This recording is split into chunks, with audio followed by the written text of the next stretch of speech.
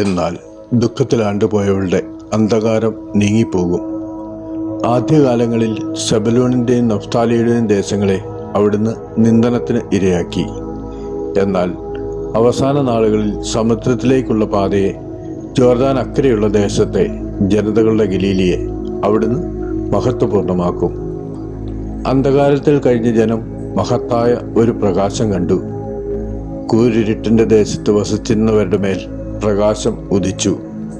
അങ്ങ് ജനതയെ വർദ്ധിപ്പിച്ചു, അവർക്ക് അത്യധികമായ ആനന്ദം നൽകി. വിളവെടുപ്പിൽ സന്തോഷിക്കുന്നവരെ പോലെയും കവർച്ച വസ്തു പങ്കുവയ്ക്കുമ്പോൾ ആനന്ദിക്കുന്നവരെ പോലെയും അവർ അങ്ങയുടെ മുമ്പിൽ ആഹ്ലാദിക്കുന്നു. അവൻ വഹിച്ചിരുന്ന നുകവും അവൻ്റെ ചുമലിലെ ദണ്ഡും മർദ്ദകന്റെ വടിയും മിദിയാന്റെ നാളിലെന്ന പോലെ അങ്ങ് തകർത്ത് കളഞ്ഞിരിക്കുന്നു. അട്ടഹാസത്തോടെ മുന്നേറുന്ന യോദ്ധാവിൻ്റെ ചെരുപ്പും രക്തം പുരണ്ട വസ്ത്രവും വിറകുപോലെ അഗ്നിയിൽ ദഹിക്കും.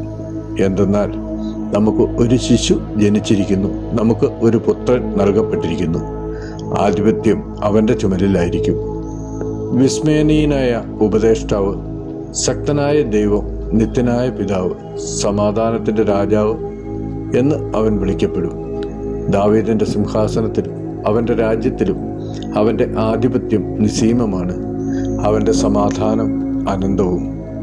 നീതിയിലും ധർമ്മത്തിലും എന്നേക്കും അത് സ്ഥാപിച്ച് പരിപാലിക്കാൻ തന്നെ സൈന്യങ്ങളുടെ കർത്താവിൻ്റെ തീക്ഷ്ണത ഇത് നിറവേറ്റും.